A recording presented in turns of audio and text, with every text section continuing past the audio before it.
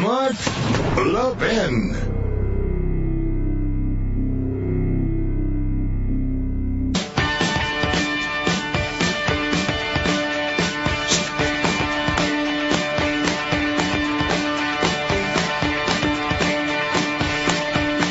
Kelly, Connecticut, the great WABC. Go. Hey, Mark, just want to compliment you first. Let you know that I love it when you call it out like it is. You're smart. I can actually use the word attorney in the same sentence, which is refreshing. I just love you, man, and just keep it up. We need it. Thank you. Thank you. Did you? One quick question, then a clarification on this oil thing. Quick question was: did you know Alfred? All right, you're going to have to wait. You're going to have to wait. We'll finish up right after the break. All right, back to Kelly in Connecticut. Go. Real quick, Mark. I hear you and other talk show hosts talking about how we've got plenty of oil and how the government's kind of impeding us. I grew up in the oil patch in the great city of Wichita, Kansas. My father had an oil and gas company there. The stuff does run out, and I know a lot about commodities since then, and gave a talk about the remaining oil reserves. People need to understand is that the liquid stuff is what we're producing now. Eventually, as price goes to $100 to $200 a barrel, then we can go after oil, shale, and other things. But to say that that we can just get government out of the way, which would be helpful. They haven't done anything to help find oil. That it's going to be a process of technology. All right, let me slow you down. Let me slow you. Of course, you're right. A process of technology. Beautifully said. There's a massive new oil find, new in the last 2 years in North. Hold on, you got to slow down, man. In North Dakota, there's massive oil reserves in Alaska we're not allowed to tap. You can't keep saying it's nothing. There's clearly a lot there, and the world is still using it. As for oil shale, you're right. The price needs to go up to deal with that. The problem is you have all these dislocations occurring, and the market's not able to operate. So we're not going to smoothly move from one fuel source or energy source to another or multiple sources because the government is interfering and trying to pick favorites and has subsidized certain alternatives that are not realistic. And they're not going to be realistic for a very, very long time. So I agree with you on the free market process. If you don't allow the process to work, you're not going to have it. But there is still a lot of oil, and there is a lot of oil shale, and the price will have to adjust to make that economical, and I think it will. There's also the possibility of nuclear power plants. Who's standing in the way of that? The government. There's also the need to expand and modernize refineries in this country. Who's standing in the way of that? The EPA, the government. We have massive amounts of coal. I saw an estimate that said if we used it even at growing rates, and they had all their formula and so forth, we'd have enough to generate an enormous amount of electricity as well as other energy for over 2 centuries. So the resources are there to get us where we need to go, but the government obstructs. Correct. But the amount of liquid oil, we got about 14 years left until then we got to figure out how to go after the tough oil. I know, but you don't just figure it out, as you know. You got to be working on it. No, absolutely, absolutely. But they won't let them work on it. Carry the torch, my friend. We love you. Brother, God bless you. He's calling from the oil patch in Connecticut. No, I'm just kidding. He's not from Connecticut originally. Wow, this is some article my friend Jedediah Bila just sent to me. Listen to this one. It's from CNBC. Government payouts, listen to this, including Social Security, Medicare, and unemployment insurance, make up more than a third of total wages and salaries of the United States population. A record figure that will only increase if action isn't taken before the majority of baby boomers enter retirement. Did you hear what I just said? 1/3 of all wages and salaries of the entire population of the United States comes from the government.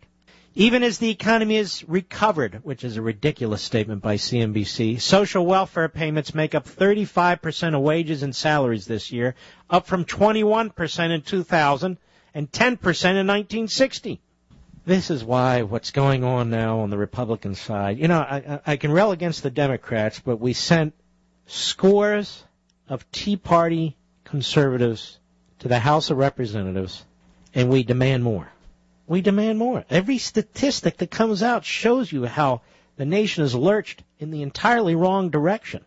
And if we can't start moving back in a significant way in the right direction, well, when are we going to do it? Never. And the welfare state is collapsing right in front of us, as I've said over and over again. It's already collapsing. Now look what's going on in Wisconsin and Ohio and some of the other states. Imagine if there is a real heavy-duty collapse that affects everybody. What are you going to see in the streets then? When collapsing now, I'm talking about everybody acknowledging that these programs are unsustainable and not everybody wanting to do something about it. If somebody were to come to you and tell you that a program is unsustainable, would you increase the number of people who qualify to participate in that program? I mean, that's how crazy our government is. Ponzi schemes eventually collapse. The question is, on whose watch? Do you really want the whole system to collapse when your children are our age or your grandchildren? That's what this president is doing to them. That's what this Democrat Party is doing to them. And frankly, by their timidity, that's what the Republican leadership is doing to them too. When Boehner says we've got to cut spending for our children and our grandchildren, I'm saying, good, then do it. Or propose something more than this. Well, it's not our budget, and it's not. Stop with the not, can't, won't. You're there. Do something. We insist on it. We're gonna take Harry Reid's majority position away from him. Poor guy who can barely put together 3 coherent sentences. We'll do that. What are we going to get from McConnell? Can't close the parks. We can destroy our currency and destroy the next generation, but we can't close the parks. Not even for a few weeks. We can't have those stories. Really? I have an idea on that one, too. We can become the radical environmentalists. No, let us do close the parks and give the animals and the plant life a rest. For just a few weeks, we'll treat it as wilderness. You libs, you love wilderness. So do we, as a matter of fact, but you like to take logging areas and other areas and make them wilderness. We'll just call it wilderness instead of a national park. Don't you like that idea? And we can say that we're the ones who are the environmentalists. We can't get into the park. It's wilderness today. We don't want you in the park. Please, leave the animals alone. Leave the vegetation alone. Stay out of the park. Oh, okay. We can do all kinds of stuff like that. All right, let's take another call here, shall we? Yes, we shall. Let us go to Bob Sinclair, San Francisco, the great KSFO. Is this the Bob Sinclair? Mark. Are you kidding me? This is Bob Sinclair, Mark, Pro Football Hall of Famer. Oh, I know who you are. Are you kidding me? No. I've been in the hall now for 21 years, but listen, I'm a big listener of you, and you really educated me throughout the years. I wanted to tell you, yesterday, your fill-in, that Michael Berry. He was sensational. Yeah, he's a good man. Absolutely sensational. He said everything that I agreed with, and just I was just so excited about listening to him. But one of the reasons I called, though, is that when that federal judge made that decision about Obamacare not being constitutional, and I just, for the life of me, do we have a president or do we have a king? How dare him just ignore that? How can you get away with that? Well, the judge, I think he's got a few days left, told him and his administration that they damn well better get their emergency appeal to the circuit or the Supreme Court, or he is enforcing his ruling, which is Obamacare is void. But to answer your question, may I call you Bob, sir? Sure, of course. All right. Bob, the truth is that liberals get away with this stuff all the time. Because they lie. They lie, and they defy. Unbelievable. That's exactly right. I just can't. I'm just livid over that. And then the passing all of these budget items that are, he's instituting these different, the makeup for the Obamacare and everything else, and hiring all these. What the hell is going on? Where is our leadership? Where the hell are they? Well, this is what I've been on today. It's getting very frustrating to take over the House, to almost take the Senate, to have the wind at our back, and then these guys put their heels in the dirt. I don't get it. Terrible. They're acting like a football team on the defensive instead of being on the offense. What the hell are they doing? All right, now I want you to tell everybody, when did you get into the Hall of Fame? 1990. 1990. I'm 80 years old. Well, you sound like a young man, frankly, Bob. I'll tell you the truth. Well, thank you. Now, weren't you in politics? Yes. I was the mayor of the city of Daly City, which is just south of San Francisco, for 6 years. And then 8 years I was on the Board of Supervisors for San Mateo County. And I was the one that I met and greeted Nixon when he was going over to China during that period of time. How about that? Yeah. But you're a big guy, right? Yes, I was 6'9". I'm only 6'7" now, as the years. We don't shrink, we settle. Oh, yeah, you really settled big there. Let me tell you something, Bob. 6'9" is huge today. But in the day, it was massively huge, wasn't it? Yeah, I was the biggest player in the country, correct. Now, where were you born? San Francisco. San Francisco. I played my high school, my college, University of San Francisco, and the 49ers all in one stadium, Kezar Stadium. And in 2001, they renamed it, they call it Bob Sinclair Field, which was a big honor to me. That's really cool. Well, let me tell you something. Dead. What's that? Yeah. Dead before they do that. Or a senator.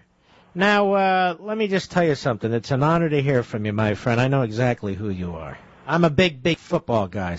I'm not a player, fan. Well, I read your book, and I'm just so pleased to have the opportunity to talk to you and vent some of my damn anger of what's going on in this country.